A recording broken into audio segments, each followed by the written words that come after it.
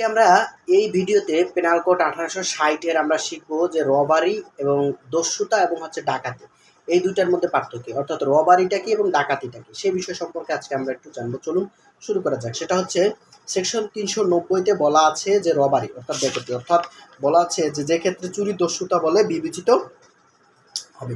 অর্থাৎ কোনো ব্যক্তি যদি ভয়ভীতি দেখায়, কোনো অস্ত্র সাহায্যে ফোর্স করা হয়, কোনো একটা বাসের মধ্যে উঠলো বা কোনো বাড়িতে গেল, গিয়ে দেখা যায় সে কী করলো, ভয়ভীতি দেখালো, দেখিয়ে সে স্বর্ণ অলঙ্কার অর্নামেন্টস বা যা যাবতীয় জিনিসপত্র আছে, টাকা পয়সা সব কিছু সে নিয়ে গেলো, বাট কোনো ধরনের গ্রিভিয়াস হার্ট বা কোনো কিছু করলো না, তখন সেটা হবে গ্রিভিয়াস হার্ট। এখানে দেখা যায় একজন বা দুইজন বা তিনজন হতে পারে। তো এইটাকে বলা হবে রবারি, অর্থাৎ দস্যুতা বলা হবে। এবং ডাকাতি হচ্ছে ডাকাতি যেটাকে বলা হয় সেটা হচ্ছে ডাকাতি করার জন্য মিনিমাম 5 জন ব্যক্তির প্রয়োজন হবে। যদি 5 জন ব্যক্তি না হয় এবং 5 জন ব্যক্তির কম হয়, তবে সেটাকে আমরা ডাকাতি বলবো না, সেটাকে রবারি বা থিফট বা চুরি বলবো।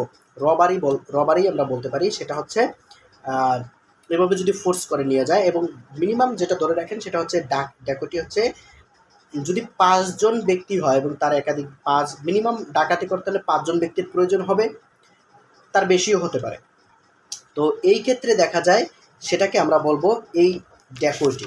এবং আমরা পানিশমেন্ট সম্পর্কে দেবো, পানিশমেন্ট ফর রবারি অর্থাৎ দস্যুতার শাস্তিটা হচ্ছে 10 বছর পর্যন্ত কারাদণ্ড, অর্থদণ্ড এবং উভয়দণ্ডে দণ্ডিত হবে যদি রাজপথে সূর্য অস্ত ও সূর্যোদয়, অর্থাৎ দ্য হাইওয়ে বিটুইন সানসেট আর সানরাইজ, অর্থাৎ সূর্যোদয় এবং মধ্যবর্তী সময় দস্যুতার অনুষ্ঠিত হয়ে থাকে, তবে তার কারাদণ্ড হবে মিনিমাম 14 বছর পর্যন্ত কারাদণ্ড। এবং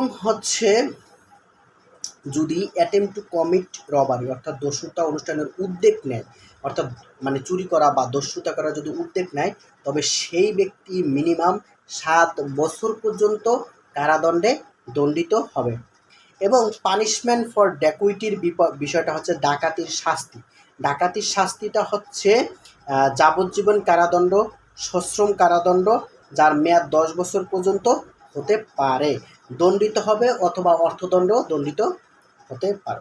খুন সহ ডাকাতি, অর্থাৎ ডাকাতি করতে গিয়ে যদি খুন করে, ড্যাকুইটি উইথ মার্ডার, তখন কি হবে, সেটা হচ্ছে মৃত্যুদণ্ড বা যাবজ্জীবন পর্যন্ত কারাদণ্ড বা অর্থদণ্ড উভয় দণ্ডে দণ্ডিত হবে।